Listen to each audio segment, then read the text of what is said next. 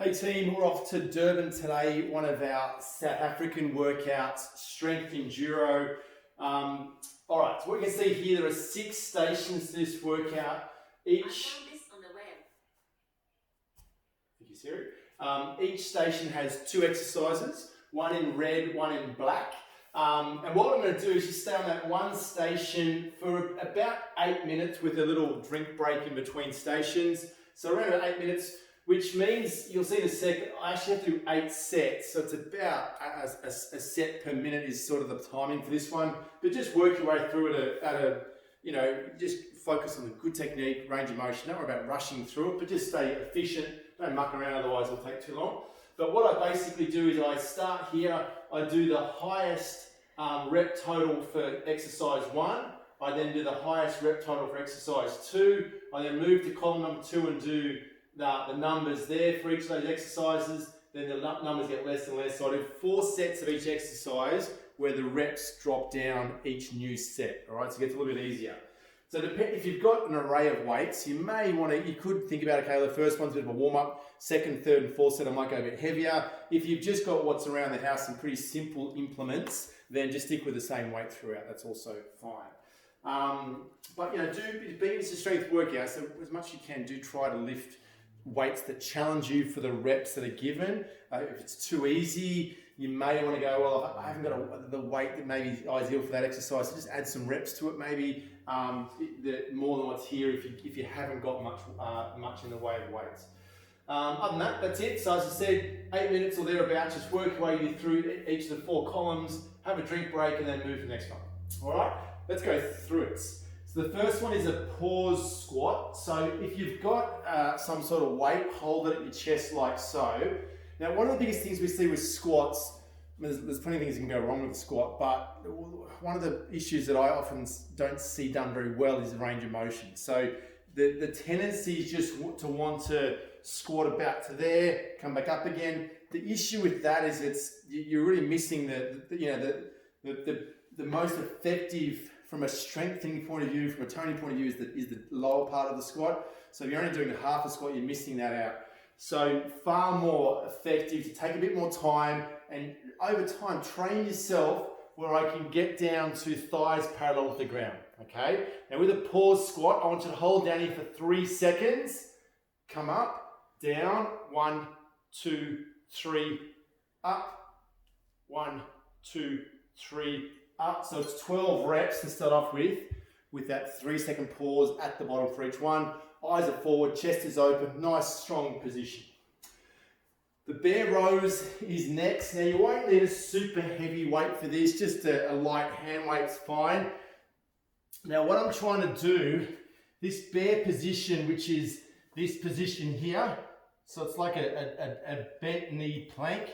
And what I'm trying to do is keep my knees in a bear position as close to the ground as possible. All right, so I don't want to rotate, keep those knees low, and then while both of those knees are the same distance off the ground, perform a row with one arm, okay?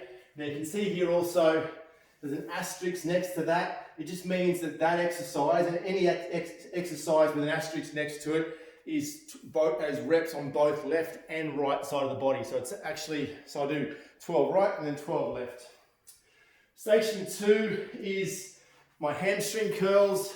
So I'll show you here. It is one-legged today. So from here, out, back in again, all the way out, and back in again, keeping those hips nice and high, and then I'll go other foot and do the same thing again. So trying to get that full extension out. So lift the hips off the ground, extend it out, come back in again, like so, keeping my bum off the ground. All right, then the wide push-ups. So go to where you would normally be on a push-up. So for me, it's about there, just maybe slightly outside shoulders, and take another hand width outside. I can even just slightly turn my hands out. So just a little variation, just hits the pec muscles and the triceps, a little bit different to normal. Nice variation. You're always looking to challenge the body in different ways. It doesn't have to be heavier. It can just be through different grips, different hand position can be enough to challenge the body in new ways. All right, the next one is my weighted step ups. So some sort of stable bench. Step up, so if I'm carrying the weight in my right hand, I have the right leg up first, and from here, athletic drive up of that left knee, back down again, drive it up, back down again, like so. So once that full range of motion. Also just be really conscious whenever you do a weighted step up, that if I'm not controlling it, that lower calf can take a lot of stress. So we have had calf tears in this exercise before, so make sure once you've come up, you are controlling the down phase as opposed to coming down really dynamically and driving off, because that can put, with the added weight and also just the calf being under stress already, it can be too much. So as I said, nice and slow. The lying pullovers is the next one. You can do it on a bench or on the ground. So this is when you don't have, it's hard to do chin-ups and pull-ups and stuff without specific equipment. So how do we hit those same muscles without bars? And so one way to hit the lat muscles, which is in my lower back, is elbows straight, hold a weight directly above my head, and then just slowly lower that weight down to the ground and squeeze it back up again. Lower it over, keep those elbows relatively straight throughout. I don't want to dominate through elbow, I want to dominate through that stretch through that lat muscle through here. So I feel that opening up under the armpit and then close the drawbridge.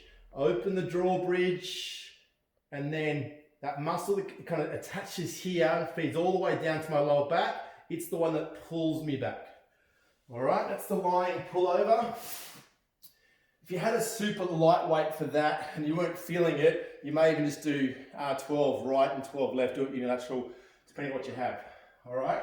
Next one's the kettlebell crane. So the great one for that posterior chain, the hamstrings, the glute and the lower back and the core. Open the chest up, apple under the chin. Notice I've got, I'm sitting on my left leg, the weight is in my right hand, and then maintaining perfect posture. So I don't want to start to fold. I'm just going to bend at the hips, spine stays perfectly neutral, get as close to the ground as I can, and then come back up again.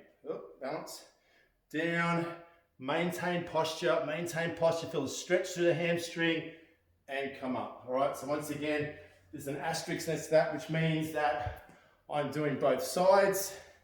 My tricep dips, legs straight if you can, a little bit easier with legs bent, down, bend the elbows, drive back up again. Bend the elbows, drive back up again, feeling those muscles through the back of the arms there. Just make sure I stay close to the couch so I don't put too much pressure to the front of the shoulder.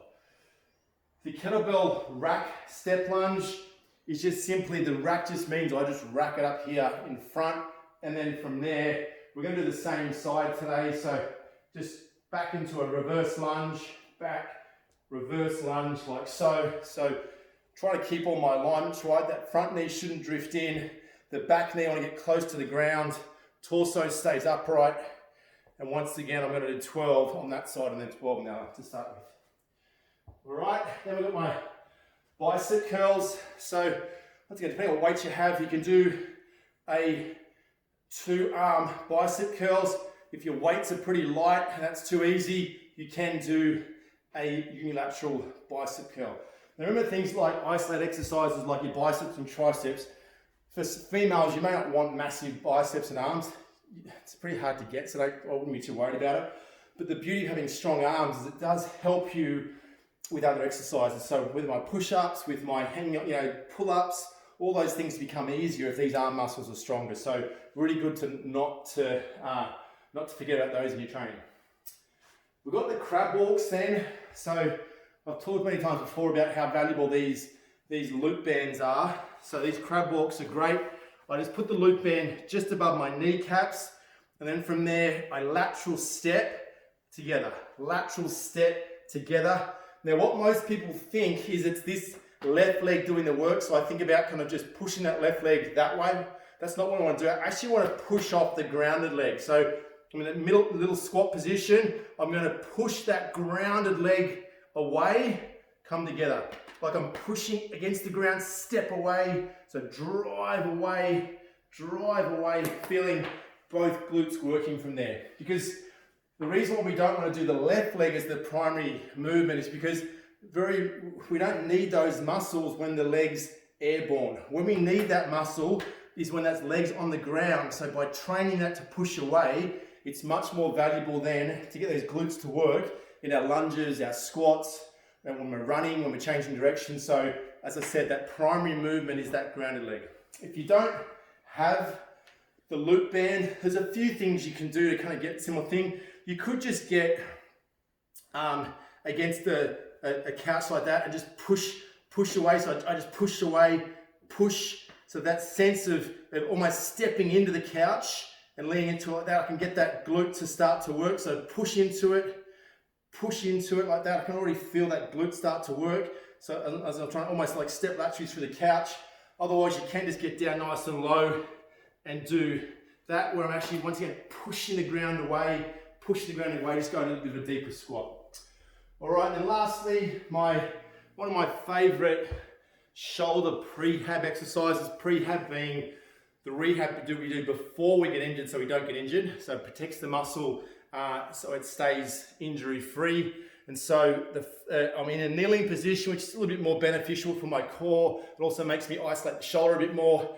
And then if I can, this upturned kettlebell position, it creates a lot of instability. So the wrist has got to work overtime to hold that position so it doesn't fall over. And so I've got to work really hard through my grip, hard through my wrist, through the shoulder. And now all my stabilizing muscles that lock that shoulder into place and protect it, having to work a lot harder than if I was carrying it in a comfortable position like that. So it just adds that bit of extra challenge to it.